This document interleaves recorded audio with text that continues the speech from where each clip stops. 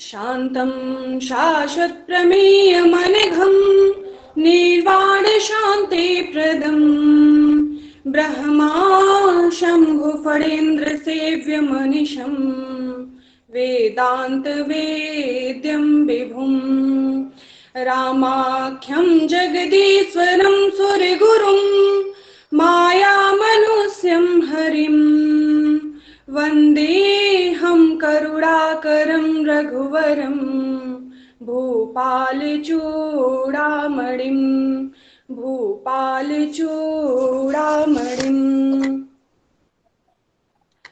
सर्वप्रथम सभी को सादर प्रणाम। संस्कृति विकास संस्थान दिल्ली प्रांत द्वारा आयोजित शारदीय नवरात्र महोत्सव के उपलक्ष्य में विशिष्ट व्याख्यान, जिसका विषय है संस्कृत साहित्य में देवी के महात्म्य, इस आभासी पटल के माध्यम से जुड़े हमारे बीच मुख्य वक्त्री डॉक्टर स्मिता द्विवेदी मैम, हमारी मुख्य अतिथि के रूप में जुड़ी प्रोफेसर धर्मा मैम और कार्यक्रम की समन्विका, कार्यक्रम की संयोजिका एवं विभिन्न प्रांतों से एवं यूट्यूब पर लाइव इस कार्यक्रम को देख रहे सभी महानुभावों का मैं संस्कृति विकास संस्थान दिल्ली प्रांत एवं स्वयं की तरफ से हार्दिक स्वागत, वंदन एवं अभिनंदन करती हूँ। कार्यक्रम को अग्रसर करते हुए वैदिक मंगलाचरण के लिए सुश्री उन्नति जी को आमंत्रित करना चाहती हूँ। अथाग्नि सूक्तम्।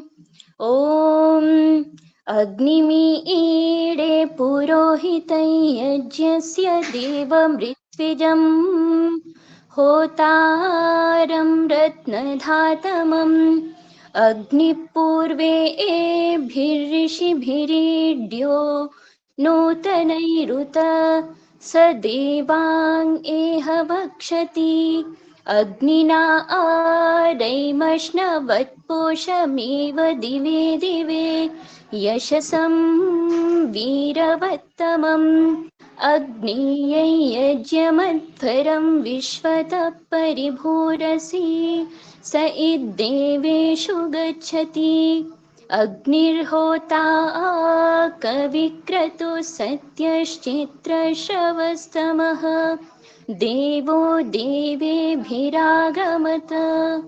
ओम शांति शांति शांति। बहुत बहुत धन्यवाद सुश्री उन्नति जी। इसके उपरांत लौकिक मंगलाचरण के लिए सुश्री शालिनी पांडे जी को आमंत्रित करती हूँ। सभी को जय माता दी।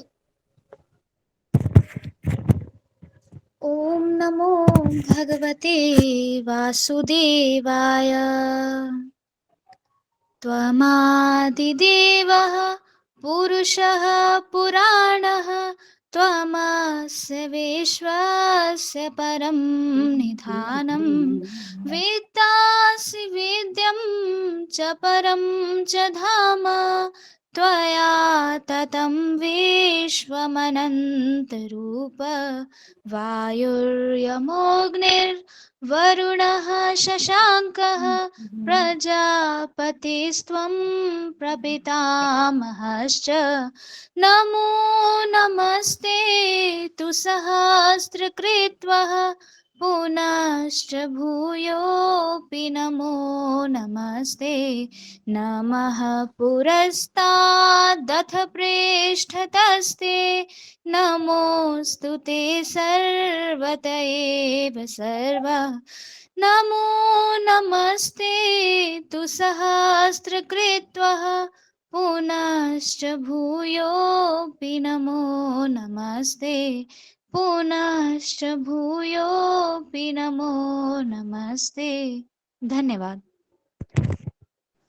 बहुत ही सुंदर प्रस्तुति इतने अच्छे स्वर में आपने लौकिक मंगलाचरण द्वारा किया। बहुत बहुत धन्यवाद शालिनी पांडे जी। इसके उपरांत स्वागत भाषण व परिचय के लिए प्रदेश मंत्री महिला इकाई दिल्ली प्रांत हमारे बीच हमारी भगिनी डॉक्टर सुषमा देवी को आमंत्रित करती हूँ। धन्यवाद गरिमा मैम। या देवी सर्वभूतेषु शक्ति रूपेण संस्थिता नमस्तस्यै नमस्तस्यै नमस्तस्यै नमो नमः। माँ भगवती की चरण वंदना करते हुए मैं उपस्थित सभी गणमान्य जनों को सादर प्रणाम करती हूँ। संस्कृत संस्कृति विकास संस्थान दिल्ली प्रांत द्वारा शारदीय नवरात्र महोत्सव मनाया जा रहा है। आज इस महोत्सव का छठा दिन है और ये पूर्ण कुशलता के साथ मनाया जा रहा है। मेरा बड़ा सौभाग्य है कि आज मुझे जितने अतिथिगण विद्यमान हैं हमारे इस महोत्सव में, उनका स्वागत करने का एक जो मुझे सौभाग्य प्राप्त हुआ है, उसके लिए मैं धन्यवाद करती हूँ संस्थान का, और मैं अपने आप को स्वयं को गौरवान्वित महसूस कर रही हूँ। इस महोत्सव में सर्वप्रथम हमारे मध्य विद्यमान मुख्य वक्त्री के रूप में प्रोफेसर स्मिता द्विवेदी मैम विद्यमान है। आप वर्तमान में दीनदयाल उपाध्याय गोरखपुर विश्वविद्यालय के संस्कृत विभाग में सहायक आचार्य के पद पर कार्यरत हैं। आप BHU से पोस्ट डॉक्टरल फेलोशिप प्राप्त कर चुकी हैं। आप अखिल भारतीय विद्वत परिषद से महाकवि जयदेव सम्मान को प्राप्त कर चुकी हैं। आपके राष्ट्रीय अंतर्राष्ट्रीय स्तर पर 40 से अधिक पेपर प्रकाशित हैं। 45 से अधिक पेपर आप संगोष्ठियों में प्रस्तुत कर चुकी हैं। विभिन्न विषयों पर 20 से अधिक वर्कशॉप आप कर चुकी हैं, जिससे बहुत से विद्यार्थी और बहुत से शोध छात्र इससे लाभान्वित हुए हैं। आपकी 7 से अधिक पुस्तकें हैं। मैम, मैं संस्थान की ओर से इस महोत्सव में आपका हार्दिक अभिनंदन और स्वागत करती हूँ। आपका हार्दिक और अभिनंदन मैम, आपका स्वागत। मुख्य अतिथि के रूप में हमारे मध्य प्रोफेसर धर्मा मैम विद्यमान हैं। आप 1970 से 2007 तक लक्ष्मीबाई महाविद्यालय में प्रोफेसर के पद पर सेवारत रही हैं। सेवानिवृत्त होने के उपरांत भी आप अनेक छात्राओं के लिए प्रेरणा का स्रोत रही हैं। आप विश्वविद्यालय की संस्कृत शोध परिषद की 2 वर्ष तक सचिवा रह चुकी हैं। आप अखिल भारतीय संस्कृत सम्मेलन की प्रबंध समिति की सदस्य रह चुकी हैं। आपने अनेक राष्ट्रीय अंतर्राष्ट्रीय संगोष्ठियों में पत्र वाचन कर अपनी ज्ञान की गंगा को प्रवाहित किया है। आपके अनेक लेख संपादित पुस्तकों तथा पत्र पत्रिकाओं में प्रकाशित हो चुके हैं। आपको दिल्ली संस्कृत अकादमी द्वारा 4 बार संस्कृत समाराधक सम्मान से सम्मानित किया जा चुका है। इसके अतिरिक्त विश्व हिंदू परिषद संस्कृत आयाम द्वारा संस्कृति संरक्षण हेतु सेवा कर्म के लिए आपको सम्मानित किया जा चुका है। सेवानिवृत्त के उपरांत भी आप संस्कृत सेवा कार्यों में निरंतर संलग्न रहती हैं। 11 वर्ष से प्रत्येक रविवार संस्कृत न जानने वाले अनेक गीता प्रेमियों को गीता का ज्ञान प्रदान कर रहे हैं। वर्तमान में आप वाइडर एसोसिएशन फॉर वैदिक स्टडीज की गवर्निंग काउंसिल की सदस्य हैं। मैम, आपका नवरात्र महोत्सव में संस्कृत संस्कृति विकास संस्थान दिल्ली प्रांत की ओर से मैं हार्दिक अभिनंदन और स्वागत करती हूँ। आपका हार्दिक अभिनंदन और स्वागत है। इसके साथ ही मैं हमारे संस्थान को जो निरंतर प्रेरणा देते रहते हैं, निरंतर हमें जिनके निर्देशन में हम कार्य करते रहते हैं, वो हमारे लिए प्रेरणा के स्रोत रहते हैं। हम इतने सारे कार्यक्रमों का आयोजन उनके सहयोग से ही करते हैं। उनका आशीर्वाद सदैव हमारे ऊपर बना रहता है। ऐसे हमारे राष्ट्रीय अध्यक्ष प्रोफेसर राधा गोविंद त्रिपाठी जी महोदय का मैं, और राष्ट्रीय अध्यक्षा प्रोफेसर अंजू सेठ मैम महिला इकाई, और राष्ट्रीय उपाध्यक्षा प्रोफेसर कांता भाटिया मैम का भी मैं स्मरण करते हुए उनका हार्दिक अभिनंदन और स्वागत करती हूँ। इसके साथ ही डॉक्टर सुनील कुमार महोदय जी का भी मैं हार्दिक अभिनंदन और स्वागत करती हूँ, जिनका सहयोग और जिनकी प्रेरणा, जिनका दिशा निर्देश सदैव हमारे लिए निरंतर हमेशा ही आगे बढ़ने की हमें प्रेरणा देता है, और कार्यक्रम को सहजता पूर्वक करने की एक जो उत्साह है वो हमारे अंदर जागृत होता है। इसके साथ ही इस कार्यक्रम की समन्वयिका के रूप में मैं डॉक्टर कामना विमल मैम, संयोजिका के रूप में सुश्री अंजलि जी का, संचालिका के रूप में सुश्री गरिमा मिश्रा जी का स्वागत करती हूँ, उनका अभिनंदन करती हूँ। इसके साथ ही महोत्सव के कुशलता पूर्वक समापन की मंगल कामना करती हूँ और अपनी वाणी को विराम देती हूँ कि ये कार्यक्रम इसी प्रकार चलता रहे और आप सभी गुरुजन का आशीर्वाद हमारे ऊपर बना रहे। इन्हीं शब्दों के साथ अपनी वाणी को विराम देती हूँ। एक बार सभी का पुनः हार्दिक अभिनंदन और स्वागत करती हूँ। आप सभी का हार्दिक अभिनंदन और स्वागत। धन्यवाद। बहुत बहुत धन्यवाद डॉक्टर सुषमा जी। हमारी भगिनी ने बहुत अच्छे तरीके से सबका परिचय दिया। हमारी मुख्य वक्त्री एवं हमारी मुख्य अतिथि एवं समन्वयिका सभी का भली प्रकार से परिचय दिया। आपका बहुत बहुत धन्यवाद।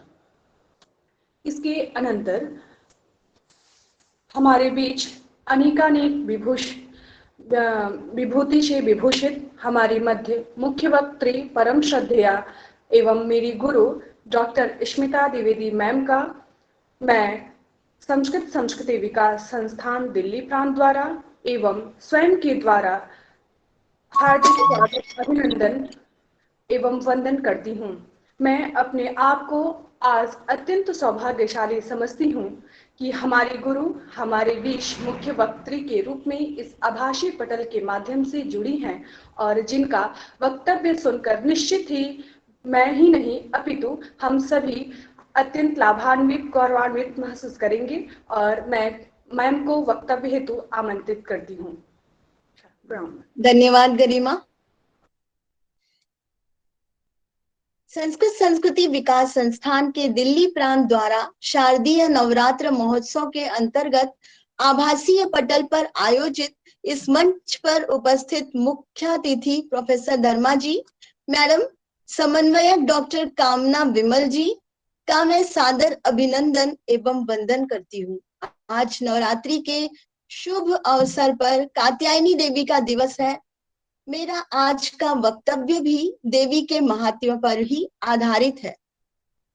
मेरा विषय है संस्कृत साहित्य में देवी महात्म्य। इस पर मैं अपने कुछ विचार प्रस्तुत करना चाहती हूँ। प्रातः स्मरामि भुवना सुविशाल भालम माणिक्यमौलिलसितं ससुधांशुखण्डम् मंदस्मितं सुमधुरं करुणाकटाक्षं ताम्बूलपूरितमुखं श्रुतिकुण्डले च। शब्दकोश के अनुसार शक्ति शब्द की व्युत्पत्ति शक धातु तथा 3 प्रत्यय से निष्पन्न होती है, जिसका तात्पर्य है कि वह साधना जिसमें कोई व्यक्ति कुछ भी करने में समर्थ हो जाता है, शक्त हो जाता है। महामाया के द्वारा ही परब्रह्म परमेश्वर से विश्व की सृष्टि होती है। सृष्टि हो जाने पर भी उसके विस्तार की आशा तब तक नहीं होती जब चेतन पुरुष की उसमें आसक्ति न हो। अतः सृष्टि के विस्तार हेतु काम का प्रादुर्भाव हुआ। रजः सत्व के संबंध से द्वैत सृष्टि का विस्तार होता है। शिव जब शक्ति से युक्त होते हैं तभी वह सृष्टि के निर्माण में समर्थ होते हैं, अन्यथा उनमें तो स्पंदन तक संभव नहीं। सौंदर्य लहरी में हमें ये सारी बातें पता चलती हैं कि शिव शक्ति से विहीन होकर के कदापि स्पंदन तक नहीं कर सकते। समस्त विद्याएं देवी के ही भेद हैं। संसार में जो भी स्त्रियां हैं वे सब देवी के ही स्वरूप हैं। समस्त संसार में एक ही तत्व वह है देवी तत्व या शक्ति तत्व। जैसा कि मार्कंडेय पुराण अंतर्गत दुर्गा सप्तशती में कहा गया है, विद्या समस्ता स्तव देवी भेदा स्त्रियः समस्ता सकला जगत्सु। स्वरूपातीत पराशक्ति ही शिक्षा के वशीभूत होकर विश्व रूप में आकार ग्रहण कर लेती है। एकमात्र देवी ही सृष्टि से पूर्व थी। उन्होंने ही ब्रह्मांड की सृष्टि की। ये काम कला के नाम से विख्यात है। वे ही श्रृंगार कला भी कहलाती हैं। चिद्रूप भगवती स्वतंत्र रूप से निर्विकार रूप से अनंत विश्व में स्फुरित होती है। चिदेव भगवती स्वच्छंद तंत्र रूपा तदंत जगदात्मना स्फुरति। शक्ति तत्व से बढ़कर कोई भी नहीं है। शक्तिमान भी तभी तक शक्ति संपन्न है जब वह शक्ति से संबद्ध है। शिव शब्द के श में इकार निकाल दिया जाए तो शिव शव मात्र रह जाएंगे। शक्ति के बिना शिव का अस्तित्व ही नहीं रह जाता। शिवः शक्त्या युक्तो यदि भवति शक्तः प्रभवितुम, ऐसा सौंदर्य लहरी के द्वारा हमें ज्ञात होता है। ऋग्वेद के देवी सूक्त में देवी की ही सर्वव्यापकता का वर्णन देखने को मिलता है। रुद्र, वसु, आदित्य, विश्वदेव, मित्र, वरुण, इंद्र, अग्नि, सोम, त्वष्टा, पूषा तथा भग आदि, इन सब में देवी की ही शक्ति निहित है। यह जानकर जो लोग देवी की आराधना करते हैं, देवी उन्हें धन धान्य आदि से संपन्न करती हैं।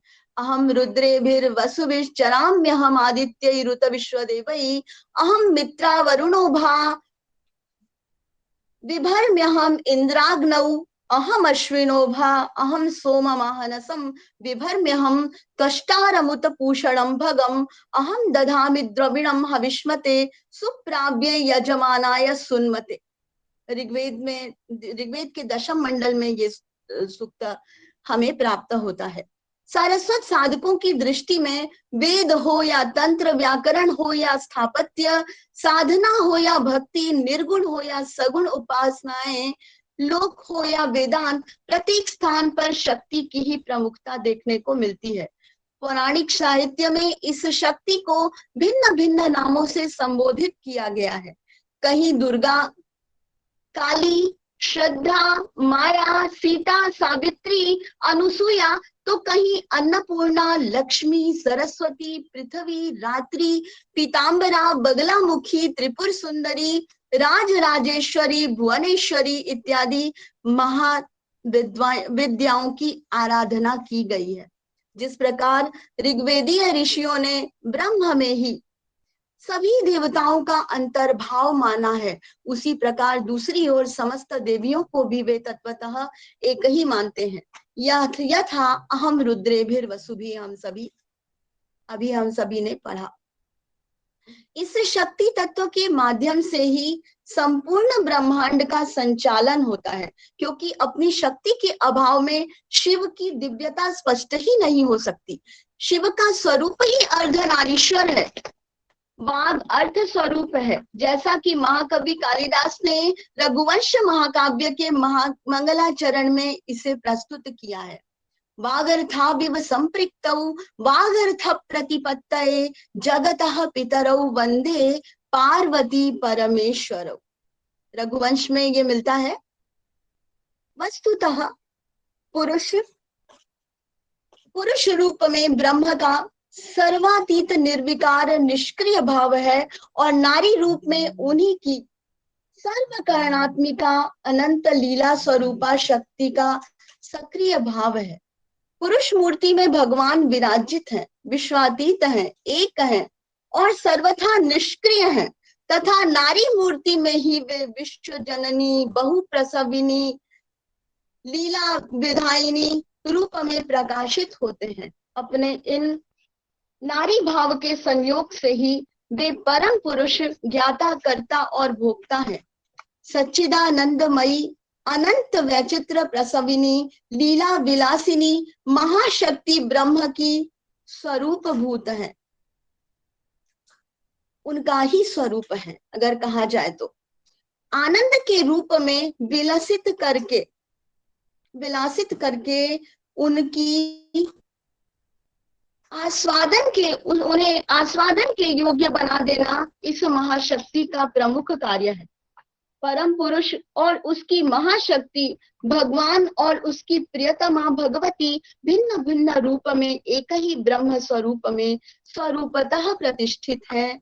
यही यहाँ विचित्र महारास दिखाई देता है, जो अनादि अनंत काल बिना विराम के चल रहा है। इसी स्वरूप को जानने, समझने, उपलब्ध करने की विविध प्रक्रियाएं, विद्याएं और साधनाएं अनुभवी ऋषियों की दिव्य वाणी के द्वारा उनमें प्रकट हुई।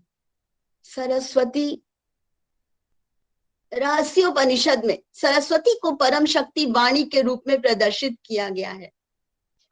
चत्वारि वाक् परिमिता पदानि तानि विदुर ब्राह्मणा ये मनीषिणः गुहा त्रीणि निहता नेंगयन्ति तुरीयम वाचो मनुष्या वदन्ति। ऋग्वेद में ये सूक्त प्राप्त होता है। वाणी के 4 पाद हैं, अर्थात समस्त वाणी 4 भागों में विभक्त है। परा, पश्यंती, मध्यमा और वैखरी, इन सब को मनीषी विद्वान ब्राह्मण जानते हैं। इनमें से 3 परा, पश्यंती और मध्यमा तो हृदय गह्वर में स्थित है, अतः वे बाहर प्रकट नहीं होती, किंतु जो चौथी वाणी वैखरी है उसे ही मनुष्य बोलते हैं।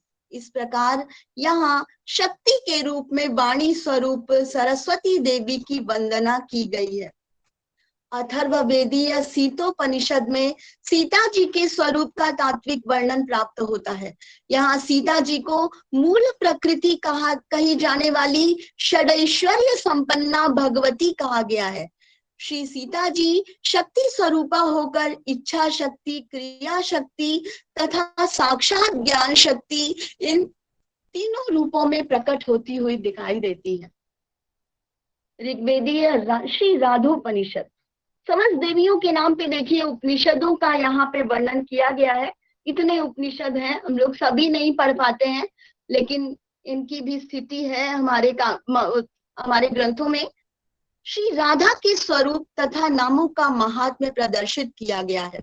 यहाँ भगवान की आह्लादिनी शक्ति, उनको प्रसन्न करने वाली भी कोई शक्ति है जो कि राधिका के नाम से जानी जाती है। श्री राधिका जी का वर्णन किया गया है। यहाँ श्री राधा के 28 नामों का गान प्राप्त होता है। राधा रासेश्वरी रम्या कृष्ण मंत्राधिदेवता सर्वाद्या सर्ववंद्या च वृंदावन विहारिणी वृषभानु सुता गोपी मूल प्रकृतिरीश्वरी गांधर्व राधिका माया रुक्मिणी परमेश्वरी। ये समस्त देवियां उनकी ईश्वर की जो ब्रह्म है उनकी आह्लादिनी शक्ति है। तो शक्ति से वीन होकर के जो सृष्टा है वो रहता ही नहीं है, उसका कोई अस्तित्व ही नहीं है। अगर आपके जीवन से आह्लाद को हटा दिया जाए तो आपका जीवन नीरस हो जाता है। उसी प्रकार अगर शक्ति नहीं है तो शक्ति से संपन्न व्यक्ति, अगर शक्ति से हीन व्यक्ति है तो वो निर्जीव हो जाता है। इस प्रकार जो शक्ति है, देवी है, उसका स्वरूप हम सभी के समक्ष प्रस्तुत किया जा रहा है। यहाँ राधा जी को ही मूल प्रकृति ईश्वरी कहा गया है। ये राधा और श्री कृष्ण ही शरीर से क्रीड़ा के लिए 2 हो गए। राधिका जी भगवान हरि की सर्वेश्वरी संपूर्ण सनातनी विद्या है और श्री कृष्ण के प्राणों की अधिष्ठात्री देवी है। श्रीमद् भागवत में गोपियों को श्रुतियों के रूप में प्रतिपादित किया गया है। कहते हैं कि श्रुतियां उस समय श्रुतियों के रूप में, शक्ति के रूप में उन गोपियों का जन्म हुआ था, है ना। उनकी शक्तियां थी वो, जिनके साथ मिलकर ही उन्होंने राक्षसों का वध किया था भगवान श्री कृष्ण ने। तो यहाँ पे कहा गया है तद भूरी, एक मिनट ऐसे करो, जन्म क्लिष्टन्या यदुकुल गोकुलेपि कामकंघ्रि अभिषेकम। इस प्रकार से श्रीमद् भागवत महापुराण के 10वें स्कंद में श्री कृष्ण के विषय में और राधा के विषय में, राधा को एक गोपी के रूप में वहां पे कहा गया है, राधा शब्द से नहीं कहा गया है। तो उस गोपी के लिए यहाँ पे बात की गई है कि वो जो गोपी थी वो ही श्री कृष्ण की आह्लादिनी शक्ति थी, उनकी प्राण स्वरूपा शक्ति थी। देखो ब्रह्मा जी इस बात को जान चुके थे कि श्रुति प्रतिपाद्य ब्रह्म ही यहाँ पर ब्रज में अवतरित हुआ है और इसकी प्रतिपादिका श्रुतियां भी यहाँ पे गोपिका के रूप में अवतरित हुई हैं। गोपियों को परब्रह्म परमेश्वर की क्रियाओं के रूप में, शक्तियों के रूप में यहाँ पे प्रदर्शित कर शक्ति की महिमा को, देवी की महिमा को प्रदर्शित किया गया है। यहाँ पे इस तरह से उनको राधा कृष्ण कह लें, उमा महेश्वर कह लें, लक्ष्मी नारायण कह लें, सीता राम कह लें, या फिर हम लोग कुछ भी नित्य रूप से हम लोग देख सकते हैं कि समस्त जो देवता हैं वो देवी के साथ ही प्रतिष्ठित होते हैं। उनके विषय में यहाँ पे मैं प्रतिपादन कर रही हूँ। ये इससे बढ़कर देवी का क्या महात्म्य हो सकता है कि सबसे पहले हम लोग राम सीता ना कह करके सीता राम कह करके उनको संबोधित करते हैं। सर्वशाक्त मजी जनत, इस वेद वाक्य के अनुसार समस्त विश्व ही शक्ति से उत्पन्न है। शक्ति के द्वारा ही अनंत ब्रह्मांडों का पालन पोषण और संहार इत्यादि होता है। ब्रह्मा शंकर विष्णु अग्नि सूर्य वरुण आदि देव भी उस शक्ति से ही संपन्न होकर सब कुछ समस्त कार्य करने में सक्षम हो पाते हैं। प्रत्यक्ष रूप से समस्त कार्यों को की कारण रूपा भगवती ही है। देवी भागवत में कहा गया है, शक्ति करोति ब्रह्मांडम सा वै पालयन्तेऽखिलम् इच्छया संहार रत्येषा जगदेतत् चराचरम। समस्त साधनाओं का मूल शक्ति उपासना का क्रम आदि सब कुछ ये चला आ रहा है, प्रारंभिक काल से चला आ रहा है। स्वर्गादि जो निवासी देवगण हैं, ब्रह्मविद एवं ब्रह्मविद जो वशिष्ठ ऋषि इत्यादि जो महर्षि हैं, उन्होंने भी शक्ति उपासना के बल से अनेक कल्याणकारी विलक्षण कार्य अपने सिद्ध कर लिए। निगम आगम स्मृति पुराण आदि भारतीय संस्कृत वाङ्मय में शक्ति की उपासना का ही विशेष रूप से उनकी जो विद्याएं हैं उनका उनका उनका प्राचुर्य जो है वो हमें प्राप्त होता है। समस्त विद्याएं वो सब देवियों पर ही आधारित है। शिव प्रोक्त 64 वाम मार्गीय तंत्रों में ऐहिक सिद्धियों की प्राप्ति के लिए विविध साधनाओं का वर्णन है। देवी भगवती का स्वरूप श्री विद्या के रूप में त्रिपुर सुंदरी को कहा जा रहा है। त्रिपुर सुंदरी की यहाँ पे वंदना की जाती है, उनकी अर्चना की जाती है। श्री विद्या धर्म अर्थ काम इन 3 पुरुषार्थों सहित परम पुरुषार्थ मोक्ष को भी प्रदान करने वाली है। 64 तंत्रों के प्रतिपादनोपरांत पराम्बा भगवती पार्वती ने भूत भावन विश्वनाथ जी से कहा कि प्रभु इन तंत्रों की साधना से जीव के आदि व्याधि शोक संताप दीनता हीनता आदि क्लेश तो दूर हो जाएंगे, किंतु गर्भवास और मरण के जो असह्य दुख हैं उनकी निवृत्ति इससे नहीं होगी। कृपा करके दुख की निवृत्ति और मोक्ष रूप परम पद की प्राप्ति का भी कोई उपाय बतलाइए। परम कल्याणमय देवी के साग्रह अनुरोध पर भगवान शंकर ने श्री विद्या साधना प्रणाली को प्रकट किया और उसके द्वारा इसी प्रसंग को आचार्य शंकर भगवत पाद सौंदर्य लहरी में इन शब्दों में प्रकट करते हैं। चतुष्षष्ट्या तंत्रई सकलमति संधाय भुवनम स्थितस्तत्सिद्धि प्रसव परतंत्रई पशुपति पुनस्त्वं निर्बंधाद अखिल पुरुषार्थैक घटना स्वतंत्रम ते तंत्रम क्षितितलमवातीत रदिरम। भगवान शंकराचार्य ने सौंदर्य लहरी में मंत्र यंत्र आदि साधना प्रणाली का वर्णन करते हुए इस त्रिपुर सुंदरी देवी की साधना की फलश्रुति को कहा है। सरस्वत्या लक्ष्म्या विधि हरि सपत्नो विहरते रते पातिव्रत्यम शिथिलयति रम्येण वपुषा चिरं जीवन्नेव क्षपित पशुपाश व्यतिकरः परानंदाभिख्यम रसयति रसम त्वद भजनवान। हे ललिते, आपका भजन करने वाला साधक विद्याओं के ज्ञान से विद्यापतित्व एवं धनाढ्यता से लक्ष्मी पतित्व को प्राप्त कर ब्रह्मा एवं विष्णु के लिए सपत्य अर्थात अपर पति प्रयुक्त असूया का जनक हो जाता है। वह अपने सौंदर्यशाली शरीर से रतिपति काम को भी पराजित करने में समर्थ हो जाता है, उसको भी तिरस्कृत करने वाला और चिरंजीवी हो जाता है। पशु पाशों से मुक्त जीवन मुक्त अवस्था को प्राप्त होकर परानंद नामक रस का पान करता है। जन्म जन्मांतरीय पुण्य पुंज के उदय होने से यदि किसी को गुरु कृपा से इस साधना का क्रम प्राप्त हो जाए और वह देवी संप्रदाय को पुरस्सर साधना करे तो कृतकृत्य हो जाता है, उसके समस्त मनोरथ भी पूर्ण हो जाते हैं। ब्रह्मांड पुराण के अनुसार राज्यम देयम शिरोदेयम न देया षोडशाक्षरी, षोडशाक्षरी को नहीं देना चाहिए, वो मंत्र किसी को प्रदान नहीं करना चाहिए। आप राज्य दे दीजिए, अपने शीश को कटवा दीजिए, लेकिन षोडशाक्षरी को किसी भी ऐरे गहरे व्यक्ति को प्रदान नहीं करना चाहिए। ऐसा ललिता त्रिशती में लिखा हुआ है कि राज्य दिया जा सकता है, सिर भी समर्पित किया जा सकता है, किंतु देवी का षोडशाक्षरी मंत्र किसी को भी नहीं देना चाहिए। नित्य षोडशी कारणों के अनुसार देवी की यह श्री विद्या कर्ण परंपरा से अर्थात गुरु परंपरा से भूतल पर आई। कर्णात् कर्णोपदेशेन संप्राप्तम अवनीतले। आत्म पुराण कहता है ब्रह्म विद्याति संकीर्णा ब्रह्मनिष्ठम ब्राह्मणम ययौ वरांगना समाम माम ही मां कृथा सर्वसेविताम गोपाय माम सदैवत्वम कुलजामिव योषिताम शेवधिस्त्वक्षयस्ते हम इह लोके परत्र च।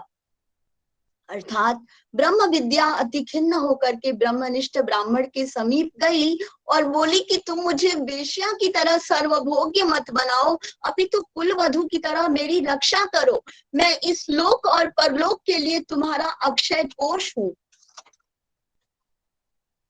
सौभाग्य भास्कर में भास्कराय ने देवी कीर्तन की महिमा का विवेचन करते हुए कहा है कि श्री भगवती पुस्तक की पूजा से भी संतुष्ट हो जाती है। उनकी पुस्तक को भी रख करके अगर उनका पूजन कर दिया जाए तो भी देवी संतुष्ट हो जाती हैं। बहुत बड़ी बात है। माँ जो है वो बेटे के किसी भी कार्य से संतुष्ट हो जाती है ना। यदि कीर्तन किया जाए तो क्या कहना, अगर उनका कीर्तन कर दिया जाए तो फिर उनकी प्रसन्नता की कोई हद नहीं होगी, अत्यंत बहुत खुश हो जाएगी माँ। लिखित्वा पुस्तके यस्तु माम सहस्र नाम सहस्र मुक्त समर्चयेत् सदा भक्त्या तस्य तुष्यति सुंदरी तस्माद् उपासको नित्यम कीर्तयेत् तदिमादरात्। अगर सम्मान के साथ देवी को हम जो कुछ भी प्रदान कर देते हैं, देवी हम पर प्रसन्न हो करके हमें वर प्रदान करने में कोई भी समय नहीं लगाती। आदि शक्ति के विषय में अगर बात की जाए तो आदि शक्ति पराशक्ति या माँ देवी दुर्गा को सनातन निराकार परब्रह्म जो कि ब्रह्मांड से भी पर एक सर्वोच्च शक्ति के रूप में माना जाता है। शाक्त संप्रदाय के अनुसार यह शक्ति मूल रूप में निर्गुण है, परंतु निराकार परमेश्वर जो न स्त्री है न पुरुष है, उन्हें जब सृष्टि की रचना करनी होती है तो वे आदि पराशक्ति के रूप में उस इच्छा रूप में ब्रह्मांड की रचना, जननी रूप में संसार का पालन और क्रिया रूप में संपूर्ण ब्रह्मांड को गति तथा बल प्रदान करते हैं। आदि शक्ति को पराम्बा, पराशक्ति या आदि पराशक्ति कहकर भी संबोधित किया जाता है। प्रत्येक संप्रदाय में आदि पराशक्ति को विभिन्न रूप में मानकर पूजा जाता है। शाक्त संप्रदाय में ये स्वयं ब्रह्म शक्ति के रूप में पूजित होती हैं, जिसमें कुल 2 कुल हैं। 2 कुल हम लोगों को देखने को मिलते हैं, एक है काली कुल और दूसरा है श्री कुल। शिव से संबंधित काली कुल है और विष्णु से संबंधित श्री कुल है। कुछ अन्य शाक्त भगवती दुर्गा को ही आदि शक्ति मानते हैं, कहते हैं कि समस्त देवियां वो दुर्गा का ही स्वरूप है। वैष्णव संप्रदाय के अनुसार भगवती श्री महालक्ष्मी और उनके अवतार जैसे राधा, सीता, रुक्मिणी इत्यादि पराशक्ति हैं, जबकि शैव संप्रदाय माता पार्वती अथवा शाकंभरी को ही आदि शक्ति का सगुण रूप मानते हैं। सिख पंथ शक्ति को निर्गुण मानते हैं। उनके अनुसार चंडी अकाल पुरुष की ऊर्जा शक्ति है। देवी भागवत अथर्ववेद, मार्कंडेय पुराण जैसे प्राचीन ग्रंथ के अनुसार देवी आद्य शक्ति ही मूल है, सृष्टि का मूल है, सबसे पहले वही थी। दश महाविद्या के विषय में अगर हम लोग बात करें तो थोड़ा सा मैं बताना चाहूंगी आपको। दश महाविद्या अर्थात महान विद्या रूपी देवी। महाविद्या महादेवी दुर्गा के 10 रूप हैं जो अधिकांश तांत्रिक साधकों द्वारा पूजे जाते हैं, परंतु यह साधना साधारण भक्तों को भी अचूक सिद्धि प्रदान करने वाली है। जो साधारण भक्त है वो भी अगर इनकी सिद्धि प्राप्त करना चाहे तो उन्हें भी आसानी से वो प्राप्त हो जाती है। 10 महाविद्या के नाम से भी जाना जाता है। ये 10 महाविद्याएं आदि शक्ति माता दुर्गा जगत जननी जगदम्बा का ही स्वरूप मानी जाती हैं। 10 महाविद्या विभिन्न दिशाओं की अधिष्ठात्री शक्तियां हैं। भगवती काली और तारा देवी उत्तर दिशा की, श्री विद्या त्रिपुर सुंदरी ईशान दिशा की, देवी भुवनेश्वरी पश्चिम दिशा की, त्रिपुर भैरवी दक्षिण दिशा की, माता छिन्नमस्ता पूर्व दिशा की, भगवती धूमावती पूर्व दिशा की, माता बगलामुखी दक्षिण दिशा की तथा माता श्री कमला नैऋत्य दिशा की अधिष्ठात्री है। भगवती के इस संसार में आने का और रूप धारण करने के कारणों की चर्चा मुख्यतः जगत कल्याण, साधक के कार्य उपासना की सफलता तथा दानवों का नाश करने के लिए हुई है। सप्तशती में कहा गया है कि सर्वरूपमयी देवी सर्वम देवी मयम जगत अतो हम विश्व रूपा त्वाम नमामि परमेश्वरी। हे देवी, हम उस विश्व स्वरूप आपका नमन करते हैं, अर्थात यह समस्त संसार ही शक्ति रूप है। इस बात का विशेष ध्यान रखना चाहिए। शक्ति पीठों के प्रादुर्भाव के विषय में भी मैं कुछ बताना चाहूंगी। देवी पुराण में वर्णन मिलता है कि जब माता सती ने अपने पिता दक्ष के यज्ञ में अपने पति भगवान शिव का अनादर देखा तो यज्ञ कुंड में आहुति दे दी। ऐसा होने पर भगवान शंभु सती के शोक में प्राकृत पुरुष की तरह बेबल हो गए। उनकी ऐसी स्थिति को देख करके ब्रह्मा और विष्णु ने जगत जननी जगदम्बा की स्तुति की। प्रसन्न होकर माता ने अंतरिक्ष में दर्शन देते हुए कहा कि हे शंभु, मैंने आपका परित्याग नहीं किया है, आप ही मुझ महाकाली के हृदय स्थान में विराजमान हैं। आपने पति भाव से मेरा अनादर किया था, इसलिए मैं कुछ समय के लिए पत्नी रूप में आपके साथ नहीं रह सकूंगी। महेश्वर, मेरा छाया शरीर दक्ष के यज्ञ भवन में पड़ा है, उसे आप सिर पर धारण करके संपूर्ण भूतल पर भ्रमण करें। मेरा यह शरीर अनेक खंडों में विभक्त होकर पृथ्वी पर गिरेगा और उन स्थानों पर पापों का विनाश करने वाले शक्तिपीठ उदित होंगे। देवी पुराण में कहा गया है कि सदेहो बहुधा भूत्वा पतिष्यति धरातले तत्र तद्धि महापीठ भविष्यत्यघनाशनम। भगवान विष्णु ने अपने चक्र के माध्यम से देवी के शरीर को खंडों में विभक्त करना प्रारंभ कर दिया। जहां जहां सती के शरीर के वे खंड गिरे वहां शक्तिपीठ का निर्माण हुआ। देवी के अंश से 51 शक्तिपीठों का प्रादुर्भाव हुआ, जिनके दर्शन मात्र से भक्तों की मनोकामनाएं पूर्ण हो जाया करती हैं। शक्ति से संपन्न होकर ही शिव सृष्टि करने में समर्थ हो पाते हैं। या देवी सर्वभूतेषु शक्ति रूपेण संस्थिता नमस्तस्यै नमस्तस्यै नमस्तस्यै नमो नमः।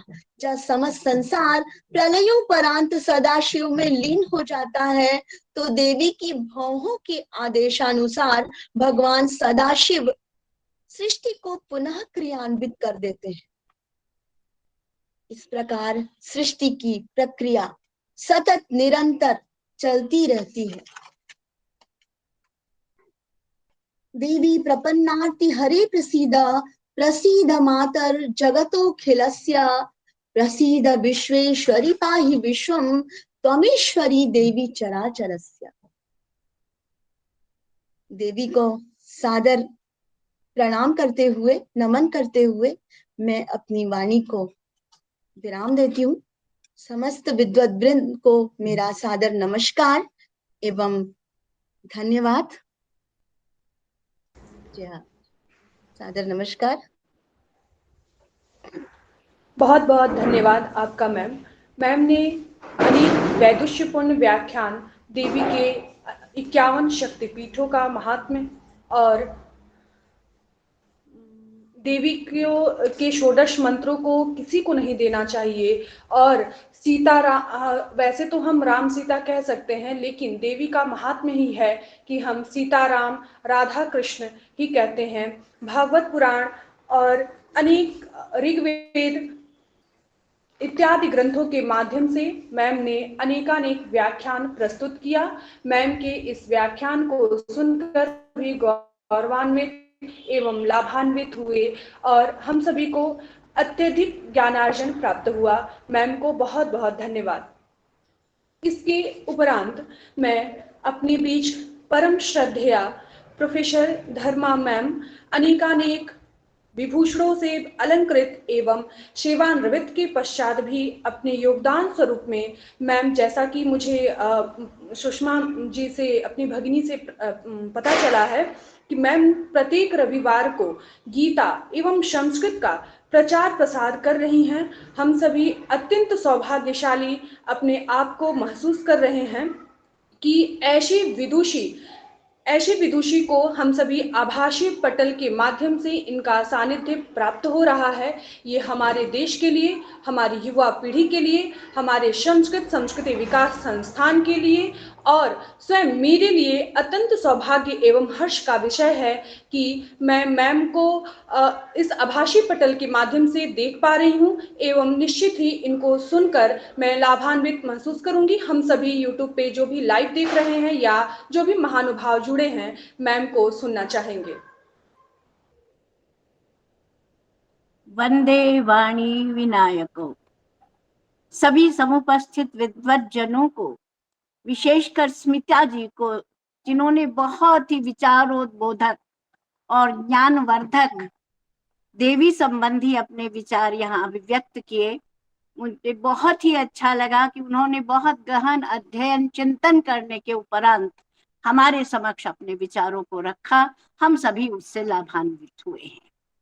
इसके अतिरिक्त और जो भी यहाँ मैं आप सबको देख रही हूँ, आप कितने प्रयत्न से लगे हुए हैं यहाँ पर और इस तरह से कार्य कर रहे हैं, इस सब को देख करके मैं बहुत ही प्रसन्न हूँ। और यदि ऐसे ही आप सब लोग कार्य करते रहे तो संस्कृत की प्रगति को कोई रोक नहीं सकता।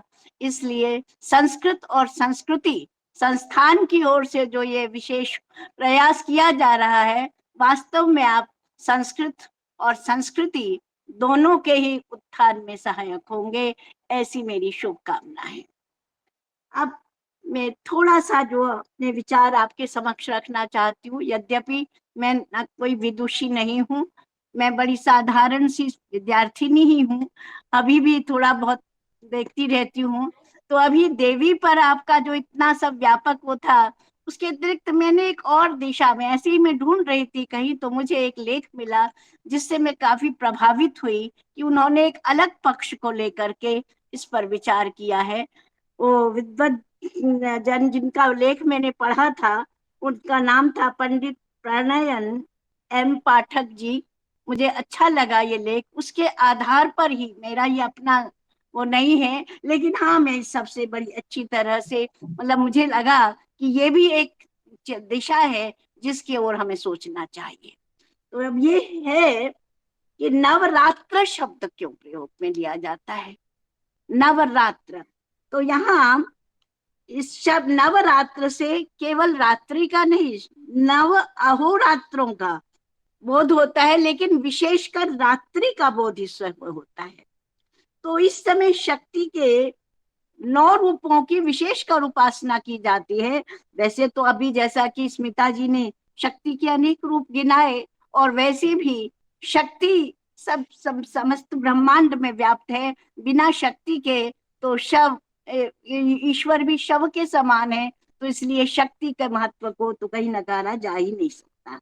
लेकिन यहाँ जो ये शब्द इस समय शक्ति के 9 रूपों की जो उपासना की जाती है, इसे नवरात्र ही क्यों कहा जाता है? तो आपने एक चीज ध्यान देखी होगी कि रात्रि शब्द यहाँ पर अंधकार का प्रतीक तो हो ही नहीं सकता। यहाँ ये रात्र शब्द या रात्रि शब्द सिद्धि का प्रतीक है। जैसे भारत के प्राचीन ऋषि मुनियों ने रात्रि को दिन की अपेक्षा अधिक महत्व प्रदान किया है। इसीलिए आप देखिए कितने सारे पर्व हमारे रात्रि के समय मनाए जाते हैं। दीपावली, होलिका, शिवरात्रि और नवरात्र तो है ही आपके समय में। तो इन सब उत्सवों को रात में ही मनाने की परंपरा है। तो इसका मतलब है कि रात्रि का कोई विशेष महत्व होगा, नहीं तो ऐसे महत्वपूर्ण उत्सवों को रात्रि न कहकर दिन क्यों न कहा जाए। तो यहाँ पर नवरात्र में, नवरात्र को भी हम नवरात्र ही कहते हैं, कहीं नव दिन नहीं सुना होगा। तो मनीषियों ने वर्ष में 2 बार नवरात्र के विधान का वर्णन किया है। एक तो है विक्रम संवत के अनुसार चैत्र मास के शुक्ल पक्ष की प्रतिपदा से लेकर नवमी पर्यंत, और दूसरा अश्विन मास में भी प्रतिपदा से लेकर नवमी पर्यंत।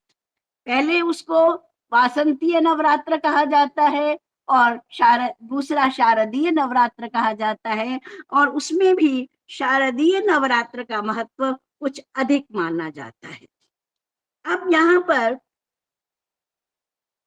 ये देखिए कि 9 दिन के इसके बाद, ये अनुष्ठान के बाद विजयादशमी का पर्व मनाया जाता है।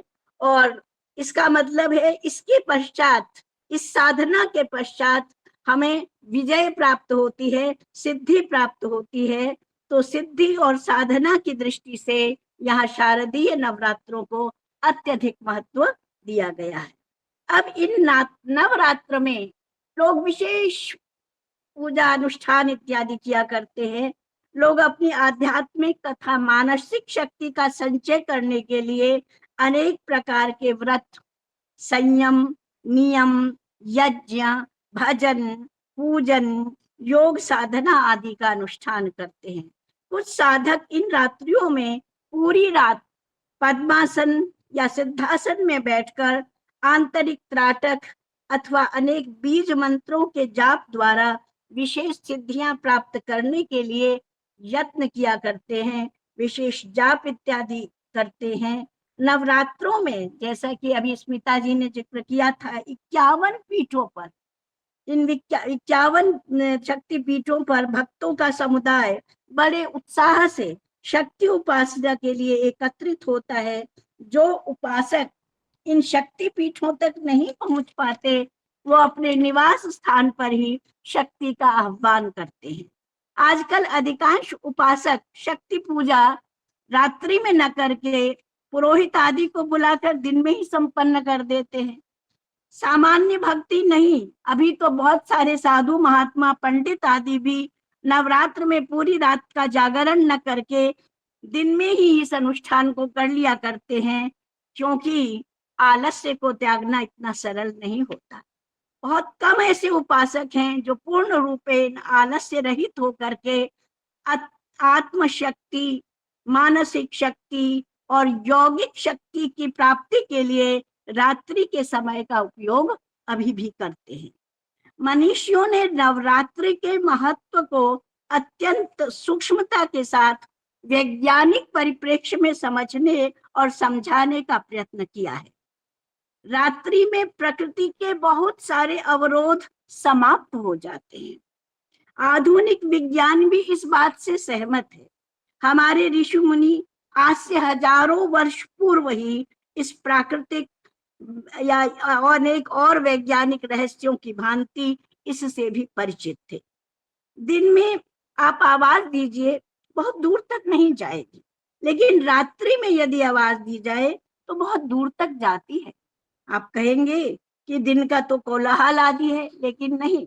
इसके साथ एक वैज्ञानिक तथ्य यह भी है कि दिन में सूर्य की किरणें आवाज की तरंगों को और रेडियो तरंगों को आगे बढ़ने से रोक देती है। आज तो रेडियो का युग नहीं है, लेकिन आपकी सबकी स्मृति में रेडियो युग भी होगा। रेडियो इस बात का जीता जागता उदाहरण रहा है। कम शक्ति के रेडियो स्टेशनों को दिन में पकड़ना कठिन होता था, परंतु सूर्यास्त के पश्चात छोटे से छोटा रेडियो स्टेशन भी सरलता से सुना जा सकता था। तो वैज्ञानिक सिद्धांत यह है कि सूर्य की किरणें दिन के समय रेडियो तरंगों को जिस प्रकार रोकती हैं, उसी प्रकार मंत्र जाप की विचार तरंगों में भी दिन के समय बाधा पर उपस्थित होती है। इसीलिए ऋषि मुनियों ने रात्रि का महत्व दिन की अपेक्षा अधिक बताया है। मंदिरों में घंटे आदि की का शब्द या जो शंख ध्वनि इत्यादि है, वो सब, उन सब का कंपन दूर दूर तक वातावरण को कीटाणुओं से रहित कर देता है। यह रात्रि का वैज्ञानिक रहस्य है, जो उस वैज्ञानिक तथ्य को ध्यान में रखते हुए रात्रियों में संकल्प और उच्च अवधारणा के साथ अपने शक्तिशाली विचार तरंगों को वायुमंडल में भेजते हैं, उनकी कार्य सिद्धि अर्थात मनोकामना सिद्धि, शुभ संकल्प इत्यादि के अनुसार उचित समय और उपयुक्त विधि के अनुसार अवश्य होती है। नवरात्र को कई लोग नवरात्रि भी कह देते हैं, लेकिन यहाँ इसका शुद्ध उच्चारण नवरात्र ही है, क्योंकि ये समाहार द्वंद्व, नौ रात्रियों का समूह, तो समाहार द्वंद्व होने से ये नवरात्र शब्द ही इसके लिए उपयुक्त है। अब नवरात्र है क्या? पृथ्वी द्वारा सूर्य की परिक्रमा काल में एक साल की 4 संधियां हैं। उनमें जैसा मैंने अभी आपको बताया कि एक तो है वही चैत्र मास में और दूसरी है अश्विन मास में। तो इस समय में ये जो है संधियां, इनको विशेष महत्व दिया जाता है। इनको इन्हीं संधियों में ये 2 मुख्य नवरात्र पड़ते हैं। अब देखिए, इस समय आप देखिए रोगाणु अनुक्रमण की सर्वाधिक आशंका होती है। ऋतु संधियों में प्रायः शारीरिक रोग बढ़ते हैं, अतः उस समय स्वस्थ रहने के लिए, शरीर को शुद्ध रखने के लिए, तन मन को निर्मल तथा पूर्णतः स्वस्थ रखने के लिए की जाने वाली प्रक्रिया का नाम ही नवरात्र है। अब अमावस्या की रात से अष्टमी तक या प्रतिपदा से नवमी की दोपहर तक व्रत नियम चलने से नवरात यानी नवरात्र का नाम ही सार्थक है। यहाँ रात ही गिनी जाती है, इसीलिए नवरात्र अर्थात 9 रात्रियों का समूह ऐसा कहा जाता है। रूपक द्वारा हमारे शरीर को भी 9 मुख्य द्वारों वाला कहा गया है। आप सबको पता ही है, नवद्वारे पुरोदेहि इत्यादि, पुरे देहि।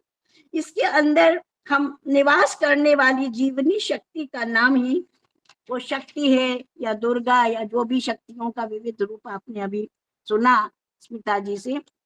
इन मुख्य इंद्रियों के अनुशासन, स्वच्छता, तारतम्य स्थापित करने के लिए प्रतीक रूप में शरीर तंत्र को पूरे वर्ष के लिए सुचारुतया क्रियाशील बनाए रखने के लिए नवद्वारों की शुद्धि का पर्व ही ये नवरात्र है। इसे 9 दिन मनाया जाता है। इनको व्यक्तिगत रूप से महत्व देने के लिए 9 दिन हम 9 शक्तियों के लिए या 9 दुर्गाओं के लिए विशेष रूप से कहे जाते हैं। शरीर को सुचारुतया स्वस्थ रखने के लिए विरेचन इत्यादि शुद्धि की जाती है।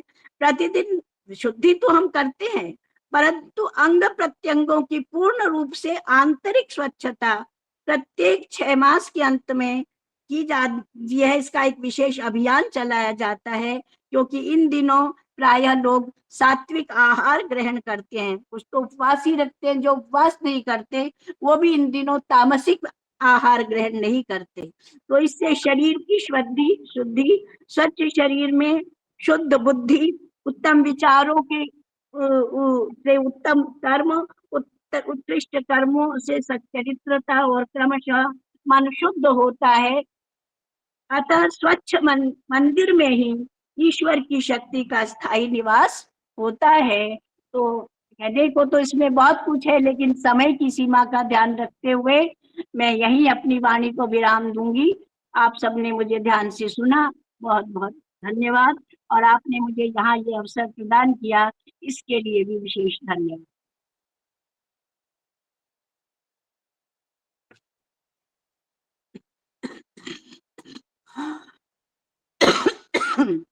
बहुत बहुत धन्यवाद आपका मैम।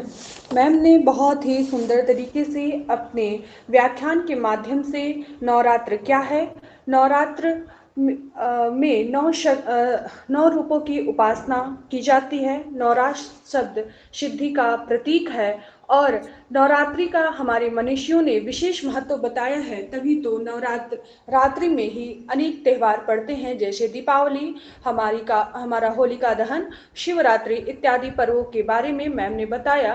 और हमारे साधना का जो प्राप्ति है वो सिद्धि के माध्यम से, मंत्रों की सिद्धि के माध्यम से हम अपने दिनचर्या एवं उसको आलस्य, जैसा कि मैम ने कहा, निश्चय ही आलस्य ही है कि हम दिन में ही पूजा पाठ इत्यादि कर लेते हैं, परंतु हमारे मनीषियों ने इसे रात में करने के लिए कहा। निश्चित ये सिद्धि और सूर्य के किरणों में ये कैसे रात को ज़्यादा एक्टिव हो जाते हैं, मैम ने बताया। मैम का ऐसा सुंदर व्याख्यान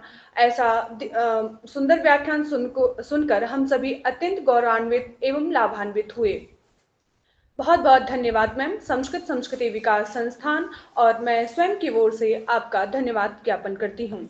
इसके अनंतर ये लक्ष्मी है, ये सरस्वती, यही दुर्गा का अवतार है, ये अनुसुईया, यही सावित्री, यही काली रूप का वैभव है। नारी शक्ति है, सम्मान है। नारी शक्ति है, सम्मान है। बहुत निश्चित ही सुंदर, बहुत सुंदर।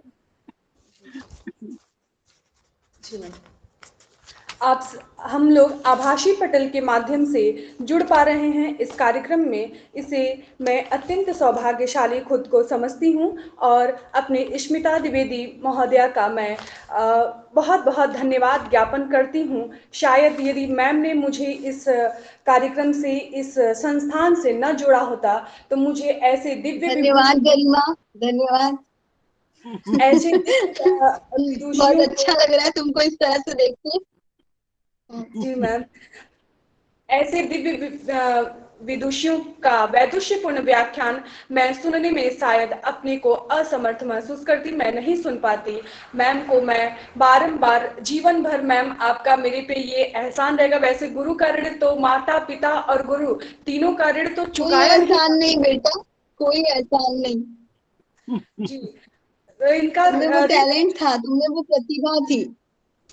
प्रतिभा जो है वो बोलती है ना, किसी अरे गहरों को ले आके खड़ा कर दिया ना तो वो नहीं कर सकता, है ना। तो बस बिल्कुल ठीक कह रही हैं धन्यवाद आप। बेटा। बहुत मैम जी हाँ, प्रतिभा माता, होना चाहिए। जी मैम, माता पिता और गुरु का ऋण हम चाह कर भी जीवन पर्यंत मरते दम तक हम चुका नहीं सकते हैं, सदैव ऋणी रहेंगे। और इस संस्थान के प्रति मैं निष्ठापूर्वक कार्य कर पाऊँ, आप सभी का आशीर्वाद चाहती हूँ। आप सभी हमें आशीर्वाद दें कि मैं और अधिक अच्छे ढंग से जो हमारी त्रुटि हो जा रही है उसे मैं सुधार सकूँ। मन की अशांत जिज्ञासाओं में विलक्षण ओज को ढूंढते हैं, वैसे ही हम विदुषियों के वक्तव्य सुनने को स्मिता द्विवेदी मैम एवं डॉक्टर धर्मा मैम, जैसे विदुषियों को ढूंढ ही लेते हैं। बहुत बहुत धन्यवाद मैम, आप इस व्याख्यान के माध्यम से आप दोनों ने हमें अनेकानेक विषयों से ओतप्रोत कराया। शिव में यदि इकार ही हटा दिया जाए तो वो शिव सब बन के रह जाता है, ऐसी हमारी शक्ति की महिमा को स्मिता द्विवेदी मैम ने बताया। बहुत ही सुंदर आज का व्याख्यान रहा। थोड़ा सा मुझे जटिल लगा क्योंकि मेरी बुद्धि और इतनी सामर्थ्यता नहीं है कितनी जल्दी ग्रहण कर सकूं, परंतु यूट्यूब पे है तो मैं शायद बार बार इसे हम लोग सुने तो निश्चित ही ज्ञानार्जन करने में हम सभी लाभान्वित होंगे। इसके अनंतर मैं धन्यवाद ज्ञापन करने के लिए हमारे कार्यक्रम की समन्विका डॉक्टर कामना मैम, विमल मैम को मैं आमंत्रित करना चाहूँगी। मैम, मैं क्षमा प्रार्थी हूँ कल के लिए और जी मैम। मैं आपका धन्यवाद अर्पित करती हूँ गरिमा जी कि आप मुझे ये अवसर दे रही हैं कि मैं अपने गुरुजनों के प्रति अपने आभार को व्यक्त कर पाऊँ। जिस प्रकार से स्मिता मैम का आपके प्रति स्नेह देखा, मुझे आशा है धर्मा मैम भी कुछ ऐसा ही अनुभव कर रही हूँ। शायद मैंने भी अपने आचरण से मैम आपको प्राउड फील करवाया हो, क्योंकि धर्मा मैम मेरी गुरु हैं। अच्छा, अच्छा। मैम के गुरु के आशीर्वाद ही ऐसा होता है कि हम जीवन में कुछ न रह के भी बहुत कुछ बन जाते हैं, सिर्फ आज यदि हम जहाँ पहुँचे मेरी हैं बहुत ना मैम, प्रतिभाशाली छात्राओं में से रही है कामना। आज जहाँ हूँ मैम, उसके पीछे निश्चित रूप से आपका आशीर्वाद, आपका मार्गदर्शन और आपकी प्रेरणा ही रही होगी। मैं खुद कुछ नहीं हूँ। मैं आरंभ भी ऐसे ही करना चाह रही थी। या देवी सर्वभूतेषु मातृरूपेण गुरुरूपेण शक्तिरूपेण संस्थिता नमस्तस्यै नमस्तस्यै नमस्तस्यै नमो नमः। मेरे सम्मुख तो आज शक्ति की हम यहाँ पर चर्चा कर रहे हैं, आद्या शक्ति की शक्ति की। मेरी गुरु, मेरी माता धर्मा मैम यहाँ उपस्थित हैं, मेरी बहनें सारी की सारी यहाँ उपस्थित हैं, भाई भी हैं मेरे। तो उन सभी के सहयोग से, उन सभी के सानिध्य से मुझे तो लगता है आज हम शक्ति का पर्व ही यहाँ मना रहे हैं। तो इस शक्ति के पर्व में आपके माध्यम से जिस शक्ति का संचार हम सब में किया जा रहा है, उसके लिए मैं आप सभी के प्रति एक साथ पहले समवेत रूप में ही आप सबके प्रति मैं अपने आभार को अभिव्यक्त करती हूँ। क्रमशः अब मैं औपचारिक धन्यवाद के क्रम में आती हूँ। सर्वप्रथम संस्कृत संस्कृति विकास संस्थान की राष्ट्रीय इकाई राष्ट्रीय अध्यक्ष प्रोफेसर राधा गोविंद त्रिपाठी महोदय, जिनके निर्देश के अनुसार हम इस कार्यक्रम का संचालन कर रहे हैं। प्रोफेसर अंजू सेठ महोदया, जो मेरी गुरु भी हैं और जिनका मार्गदर्शन से मैं आज ये कर पा रही हूँ। महिला इकाई राष्ट्रीय अध्यक्षा प्रोफेसर कांता भाटिया मैम, जो नित्य प्रतिदिन हमारे साथ रहती हैं और जिस प्रकार धर्मा मैम ने बताया हमारे लिए, कर्मा जैसे आप कह रहे हैं ना कि हम विश्व प्रसिद्ध वक्तृयों को सुनने का सौभाग्य प्राप्त कर रहे हैं, तो कांता मैम इसके पीछे वो शक्ति है, वो ऊर्जा है जो हमारे लिए इनका संचय करके, इनका चयन करके हमारे पास तक पहुंचा रही हैं। तो उनके लिए जितना भी मैं धन्यवाद अर्पित करूं कम ही है। मैं अपनी तरफ से पुनः पुनः उनके प्रति आभार अभिव्यक्त करती हूँ। आज की इस सभा में मुख्य वक्ता के रूप में डॉक्टर स्मिता द्विवेदी जी हमारे सम्मुख उपस्थित हैं। सर्वप्रथम क्योंकि उनका वक्तव्य हुआ तो मैं आपके प्रति पहले आभार अभिव्यक्त करती हूँ। निश्चित रूप से स्मिता जी, आपने संस्कृत साहित्य में से चुन चुन कर हमारे लिए शक्ति के उन उदाहरणों को, उन स्वरूपों को प्रदर्शित किया है, चाहे वो वैदिक साहित्य हो, चाहे वो लौकिक साहित्य हो, चाहे वो सूक्त साहित्य हो, चाहे वो पुराण साहित्य हो, चाहे वो आगम साहित्य गवेषणात्मक मैम, और साथ ही साथ देवी के जितने भी स्वरूप संभव हैं, हर देवता के अंदर देवी या शक्ति विराजमान है, इस बात को आपने पुनः पुनः अपने उदाहरणों से यहाँ सिद्ध किया है। आदि भौतिक, आदि दैविक, आध्यात्मिक तीनों ही दृष्टियों से आपने देवी के महात्म्य को हमारे सम्मुख प्रस्तुत किया है। प्रायः हम जब देवी के स्वरूपों की चर्चा करते तो पुराणों तक आकर या तंत्र तक आकर हम रुक जाते हैं, परंतु आपने वैष्णव संप्रदाय में देवी के स्वरूप को, शैव संप्रदाय में देवी के स्वरूप को और शाक्त संप्रदाय में तो देवी का स्वरूप है ही है, तो संप्रदायों की दृष्टि से भी आपने देवी के महात्म्य को हमारे सम्मुख रखा है। स्मिता जी, आपका जो वक्तव्य था निश्चित रूप से, जैसे मैम ने कहा, विचारोद्बोधक था। हम सभी विचार करने के लिए विवश हो जाते हैं कि इसके बारे में कितना चिंतन अभी करना हमारे लिए शेष है। पुनः पुनः सुनेंगे आपको। आपके आज के वक्तव्य के लिए मैं आपके प्रति आभार अभिव्यक्त करती हूँ। धर्मा मैम को सुनना तो मेरे लिए सदैव ही गुरु वचनों को सुनना, और जैसे कहते हैं ना, जीवन प्राण शक्ति का संचार हो जाए, इस प्रकार का होता है। उसी प्रकार मैम, आज आपकी शुभकामनाएं सबसे पहले संस्कृत संस्कृति विकास संस्थान को प्राप्त हुई, उसके लिए संस्थान की ओर से और संस्थान के प्रत्येक परिवारजन की ओर से मैं आपके प्रति आभार अभिव्यक्त करती हूँ। जैसे आपने शुभकामनाएं दी हैं, निश्चित रूप से हम उसी प्रयास में लगे रहेंगे। नित्य प्रतिदिन हम संस्कृत और संस्कृति का प्रचार प्रसार करते रहेंगे। नवरात्र जो अशुद्धियां हम करते हैं, नवरात्रि हम इसको शुद्ध रूप मान लेते हैं, तो मैम गुरु के रूप में आपने पुनः हमें, हमारा जो गलतियां हम कर रहे हैं उसमें आपने संशोधन किया। नवरात्र सिद्धि का पर्व है। जिन कार्यों को, जिन मनोकामनाओं को हम पूरा करना चाहते हैं, ये नवरात्र वो अवसर देता है कि इन 9 दिनों के अंदर हम साधना के द्वारा अपने संकल्पों को पूरा कर सकें। जैसे मैम ने कहा कि ये वर्ष में 4 बार नवरात्रों की योजना ईश्वर द्वारा की गई है, शक्ति द्वारा की गई है। ये ऐसे अवसर हैं कि जिनमें हम अपने जीवन में जो भी साध्य है उसको सिद्ध कर सकते हैं। मैम, आपने नक्षत्र स्थिति के आधार पर भी, आपने सामाजिक स्थिति के आधार पर भी, वैयक्तिक स्थिति के आधार पर भी जिस प्रकार से नवरात्र की योजना के महत्व को, उसके महात्म्य को समझाया है, आज यहाँ उपस्थित सभी प्रतिभागी निश्चित रूप से ये समझ गए होंगे कि नवरात्र में जिस प्रकार का हमारा आचरण रहता है, शुद्ध शरीर से कैसे पंचकोशों की स्वच्छता शुद्ध होती है, ये हम जानने में सक्षम हो पाए। मैम, इसके लिए आपका बहुत बहुत आभार। नवरात्रि हमें अवसर देती है शक्तियों की पूजा करने का, शक्तियों की उपासना करने का। आज हमारे दोनों ही जो वक्तागण हैं, अतिथिगण हैं, इन दोनों की उपासना करके हम उसी शक्ति देवी की उपासना करते हैं। मैं साथ ही धन्यवाद अर्पित करती हूँ संचालिका गरिमा जी का।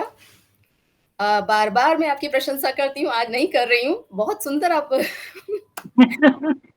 संचालन करते हैं। नहीं, बहुत अच्छा संचालन करती है आप, निश्चित रूप से। मैं धन्यवाद अर्पित करती हूँ सुषमा जी का। सुषमा जी, आपने स्वागत भाषण एवं अतिथि परिचय के द्वारा कार्यक्रम का जिस प्रकार से प्रारंभ किया, कार्यक्रम का मार्ग तो वहीं पर निश्चित हो जाता है। मैं धन्यवाद अर्पित करती हूँ मंगलाचरण करने वाली शालिनी जी का, और उससे पहले उन्नति जी का, जिन्होंने वैदिक मंगलाचरण अग्नि सूक्त के पाठ के द्वारा इस पूरे जो हमारा आयोजन है, इसको एक यज्ञ की भूमिका दे देती हैं, जिसमें हम सभी अपनी उपस्थिति और अपने योगदान को हवि के रूप में अर्पित करते हैं।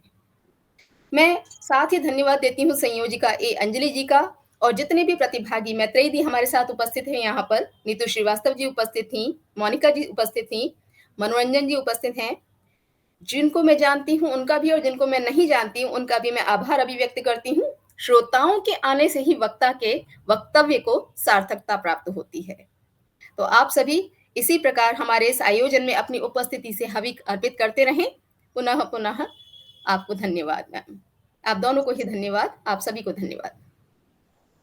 बहुत बहुत धन्यवाद कामना विमल मैम जी आपका। आपने बहुत ही सुंदर हमारे अतिथियों का और मुख्य वक्त्री और सभी महानुभावों का धन्यवाद ज्ञापन किया। माँ मस्तक का चंदन है, माँ फूलों की बगिया है, माँ धरा से विस्तारित, माँ ही मेरी दुनिया है। ऐसी मातृशक्ति रूप में विराजमान आभासी पटल के माध्यम से डॉक्टर धर्मा मैम और professor doctor Smita Dwivedi ma'am को मैं सादर प्रणाम करती हूँ। इसके अनंतर शांति पाठ के लिए सुश्री ए अंजलि जी को आमंत्रित करती हूँ। धन्यवाद गरिमा जी। ओम सर्वे भवन्तु सुखिनः, सर्वे सन्तु निरामया, सर्वे भद्राणि पश्यन्तु, मा कश्चित् दुःखभाग् भवेत्। ओम शांतिः शांतिः शांतिः। आप सभी को बहुत बहुत धन्यवाद पुनः पुनः, और नमस्कार। फिर मिलेंगे मैम। सभी गुरुजनों को बहुत बहुत धन्यवाद। पुनर्दर्शनाय।